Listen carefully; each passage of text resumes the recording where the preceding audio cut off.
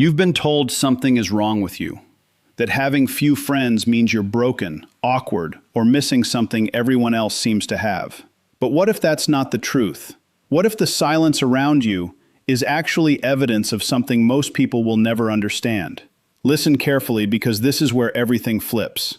Some people walk into a room and absorb noise. You walk into a room and absorb people, their tension, their insecurity, their hidden competition, their unspoken resentment. And you don't just notice it, you feel it in your body like it's your own.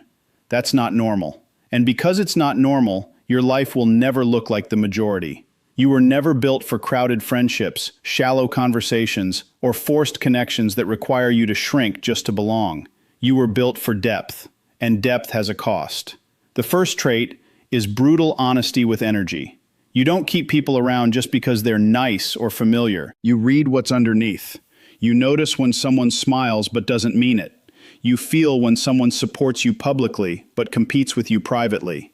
You detect when conversations drain you instead of expand you. The first thing most people never understand about empaths with very few or no friends is that their selective connection is not a choice made from ego, pride, or arrogance. It is a nervous system response built from years of reading what others completely miss. And once that level of perception develops, it never turns off. It becomes automatic, like breathing, like scanning every room before a word is spoken, like feeling the temperature of a person's intention before they even finish saying hello. And because of that, their world becomes radically different from the average person who connects through surface familiarity, shared habits, or simple convenience. While the empath connects through emotional accuracy, energetic consistency, and unspoken truth that sits beneath every interaction like an invisible layer no one else is trained to detect. This is why their circle shrinks without effort, because they are constantly processing layers of information that most people are completely blind to. And they are not reacting emotionally in a chaotic way. They are interpreting patterns, inconsistencies, micro shifts in tone, timing, eye contact, emotional pacing, and even the silence between words. And all of this happens in real time, without conscious effort, which means while others are enjoying simple social interaction, the empath is simultaneously experiencing a second hidden conversation underneath the spoken one. And that second conversation is where most relationships either survive or collapse internally before anything is ever said out loud. Over time, this creates a psychological threshold, a point where the empath no longer feels comfortable ignoring what they perceive, because every time they did in the past, it cost them peace, energy, and emotional stability. So eventually, they begin to trust perception over presentation, and that single shift changes everything, because now they are no longer evaluating people based on how they appear in the first interaction, but on how they feel after repeated exposure. And this is where most connections begin to dissolve. Not because anything dramatic happens, but because subtle emotional inconsistencies accumulate like invisible weight that slowly makes the presence of certain people feel heavier than it should be. To the outside world, this looks like distance, like withdrawal, like someone who is too picky or too sensitive or too hard to understand. But internally, it is not confusion. It is clarity forming at a level that leaves no room for self-deception. Because once an empath recognizes a pattern of emotional misalignment, they cannot unsee it, and they also cannot unfeel it, which means continuing the relationship would require them to constantly override their own internal signals, and that creates internal conflict. So instead, they naturally begin to step back, not in anger, not in reaction, but in quiet recalibration of emotional safety. What makes this even more misunderstood is that they are not avoiding people. They are avoiding distortion. They are avoiding inconsistency between words and energy, between presence and intention, between what is shown and what is actually felt. And because modern social environments are often built on performance, politeness, and surface-level agreement, the empath finds fewer and fewer spaces where their perception does not detect something misaligned. And each detection is enough to reduce emotional investment further, until only a small number of connections remain that feel clean, steady, and energetically predictable. At the same time, this selective filtering is not a conscious rejection process. It is more like an automatic sorting mechanism that runs in the background of their awareness, constantly updating a list of who feels safe, who feels draining, who feels neutral, and who feels unstable. And this list is not based on opinion or judgment, but on repeated emotional data points collected over time. So even small interactions contribute to the final internal decision. A single moment of insincerity, a repeated pattern of self-centered conversation, a subtle lack of reciprocity, all of it gets recorded in the emotional system of the empath without them needing to think about it logically. And because of this, their friendships rarely form quickly.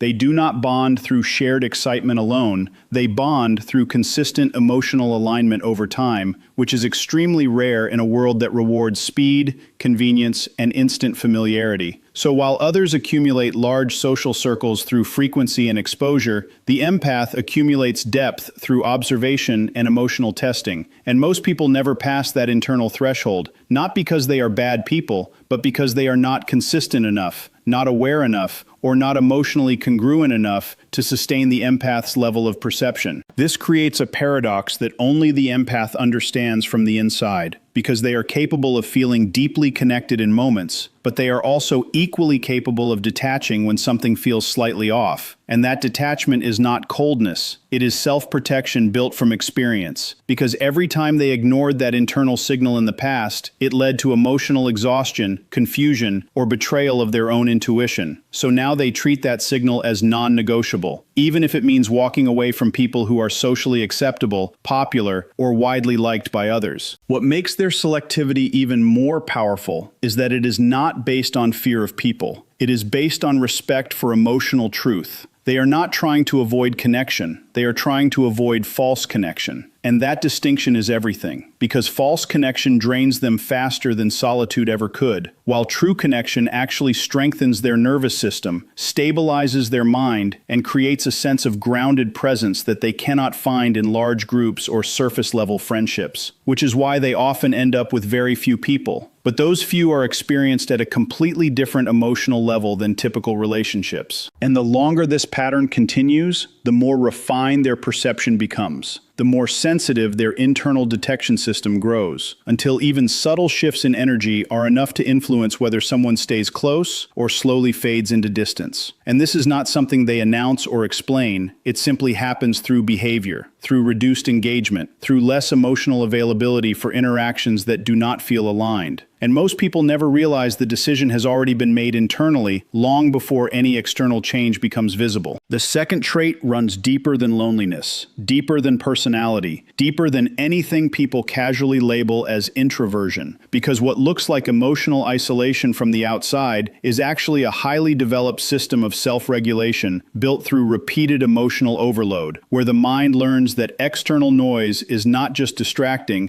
but destabilizing. And so the empath slowly begins to construct an internal world that functions as both shelter and laboratory, a place where emotions are processed without interruption, where thoughts are not diluted by other people's reactions, and where clarity can form without interference from social performance or expectation. And this shift does not happen in one moment. It happens gradually, through experiences where being around others felt more confusing than being alone, where explanations were never fully understood, where emotional depth was met with surface-level responses, and where vulnerability was often followed by misunderstanding rather than support. And over time, the nervous system starts to learn a simple but powerful rule: that silence is safer than misinterpretation, that solitude is more stable than inconsistent connection, and that internal processing creates less damage than external dependence. This is why their independence is not a lifestyle choice. It is an adaptation. Because when someone consistently feels more aware of emotional undercurrents than the people around them, they cannot rely on group validation without distortion. They cannot depend on collective emotional pacing because it feels too slow, too shallow, or too disconnected from what they are actually experiencing. So instead, they begin to build an internal reference system, where decisions are made based on felt truth rather than social agreement. And this creates a very specific kind of psychological strength, one where the individual becomes their own anchor, their own observer, and their own regulator, constantly checking their internal state without needing external confirmation. And this level of self-reliance often gets misunderstood as detachment, but in reality, it is heightened internal sensitivity combined with a refusal to outsource emotional stability to environments that have proven inconsistent. Over time, this creates a paradox where the empath can feel everything more intensely than most people, yet appear less emotionally reactive on the outside because they have learned to process internally rather than externally, meaning that instead of expressing every emotional shift in real time through conversation or social interaction, they absorb, analyze, and integrate the experience internally until it reaches a stable conclusion. And this internal processing loop becomes so efficient that external expression is no longer necessary for regulation, which is why others often assume they are distant or emotionally unavailable,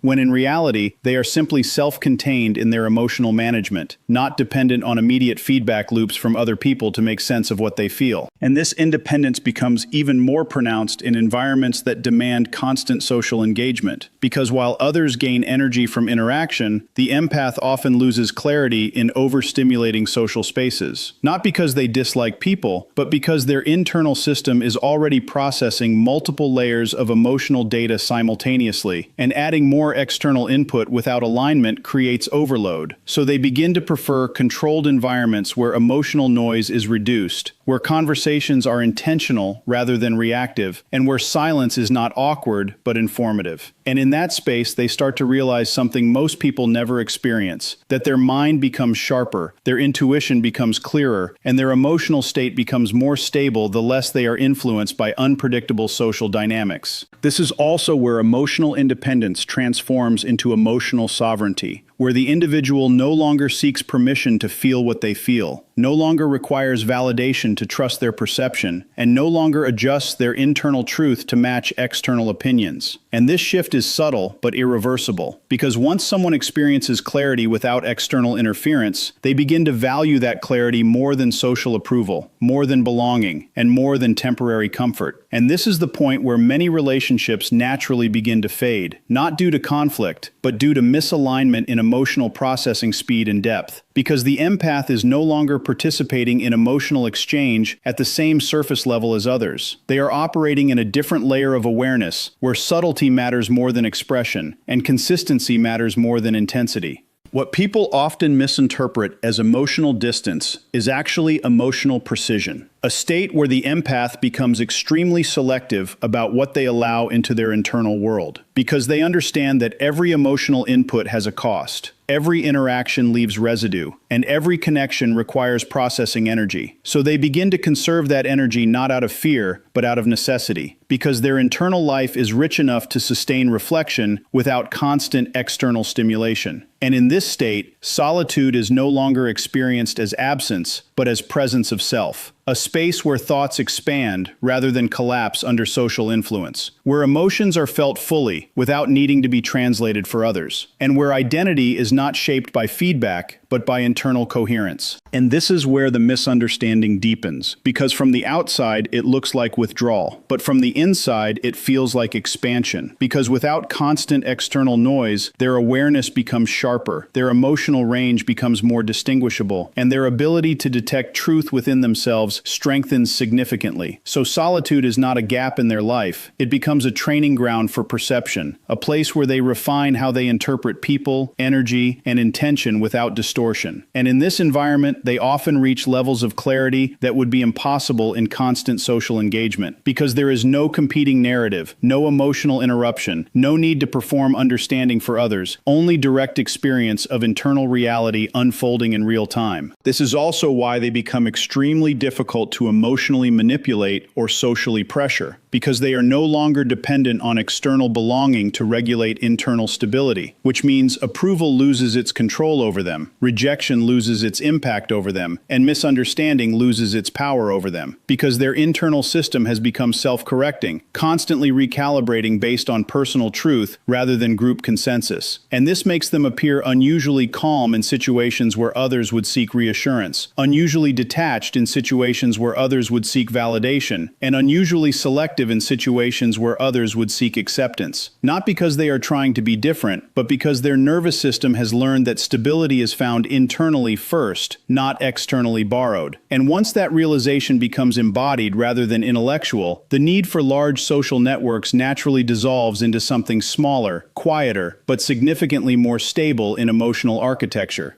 The third trait is the one most people misunderstand the most, because from the outside it looks like rejection, but from the inside it is refinement, a constant filtering process where the empath is not trying to push people away, they are simply refusing to abandon their own internal standard of emotional truth just to maintain access to connection. And that standard becomes non-negotiable over time because every experience in their past has taught them a single repeating lesson, that ignoring emotional misalignment always costs more than walking away from it early. So what begins as sensitivity eventually evolves into precision, and what looks like distance is actually a deeply structured form of self-protection built on experience rather than theory. This high standard is not about perfection in others. It is about emotional consistency, because the empath is not reacting to surface behavior alone. They are constantly measuring the alignment between what is expressed and what is felt underneath it. And when those two layers do not match, even slightly, the internal system registers friction, not as a conscious thought, but as a felt imbalance, like something subtle is off in the atmosphere of the interaction. And while most people can ignore that feeling for the sake of social ease, the empath cannot sustain that distortion for long periods without internal discomfort building up. So their system naturally begins to disengage from anything that requires them to override their own perception in order to maintain harmony with someone else's presentation. This is where their standard becomes extremely strict without them even announcing it, because they are no longer evaluating people based on isolated moments of kindness or occasional emotional connection. They are evaluating consistency over time, emotional reliability across different contexts, and energetic stability when circumstances shift. And if someone shows up differently depending on mood, attention, or external validation, the empath begins to feel a subtle erosion of trust, not in a dramatic way, but in a gradual withdrawal of emotional availability. Because trust for them is not given through words or promises, it is built through repeated experiences of alignment between intention and behavior. And because of this, many people fail to maintain proximity to them, not because of conflict, but because of inconsistency that accumulates silently, like small fractures that never repair themselves, and over time those fractures form distance that cannot be explained in simple terms, because nothing specific happened in a single moment, yet something shifted in the overall emotional landscape. And once that shift occurs, the empath no longer interacts from the same level of openness. They begin to observe more than engage, respond more than initiate, and conserve emotional energy rather than invest it freely, not out of punishment, but out of instinctive conservation of internal stability. The protection of energy in this context is not avoidance of people.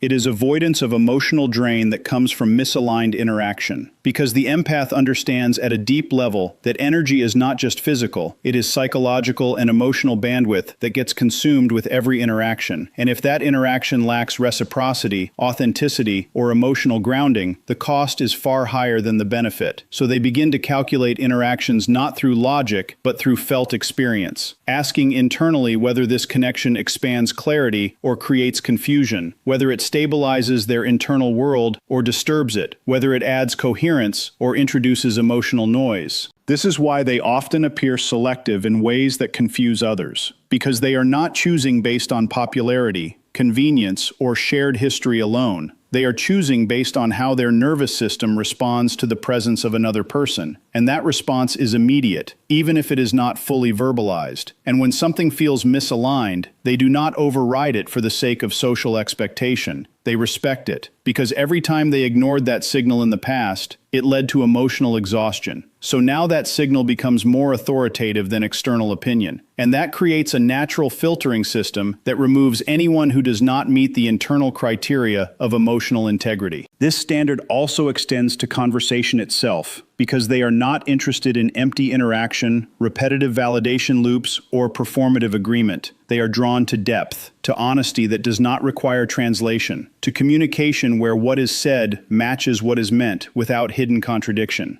And when conversations consistently stay at surface level without progression into something more real, their attention naturally starts to fade. Not because they are judging the person, but because their internal system is no longer receiving meaningful input. And without meaningful input, engagement becomes mechanically exhausting rather than emotionally rewarding. What makes this even more misunderstood is that they do not announce their withdrawal. They do not confront every inconsistency. They do not demand correction from others. They simply adjust their proximity, slowly reducing emotional investment until only necessary interaction remains. And from the outside, this can look sudden, but internally, it has been a long process of observation, pattern recognition, and quiet decision-making, where each interaction either reinforced connection or weakened it slightly, until a threshold was crossed where continued closeness no longer felt aligned with their internal stability. At a deeper level, this high standard is also a form of self-respect that has been built through emotional experience rather than taught belief, because once someone repeatedly experiences the cost of ignoring their own perception in order to maintain relationships, they eventually stop negotiating with discomfort. They stop rationalizing misalignment, and they stop tolerating emotional confusion as a normal part of connection. And instead, they begin to prioritize clarity over closeness, truth over convenience, and alignment over access, even if that means having fewer people around them in the long term. And this is where the transformation becomes irreversible. Because once the empath fully integrates the understanding that emotional peace is more valuable than social quantity, they no longer chase inclusion at the expense of internal stability. They no longer bend their perception to maintain relationships that feel inconsistent, and they no longer compromise their internal signals for the sake of belonging, which means their circle naturally shrinks. But what remains is no longer based on performance or obligation. It is based on mutual emotional recognition that does not require constant justification or emotional translation to maintain itself.